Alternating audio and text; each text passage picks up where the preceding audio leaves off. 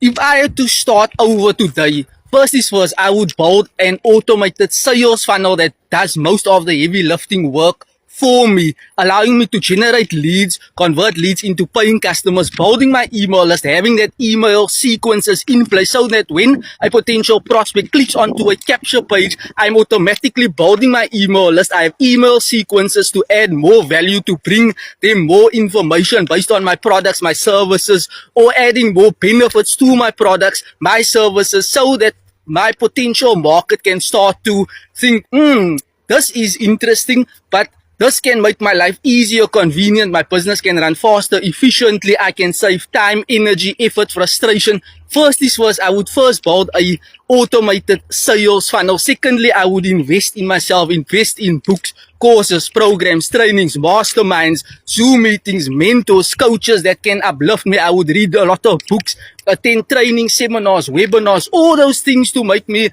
a better content creator, to amplify my state of mind, my behavior, my actions, my willpower, the courage, the determination to do awesomeness things online and to have a significant greater impact, knowing your vision, where you are heading to.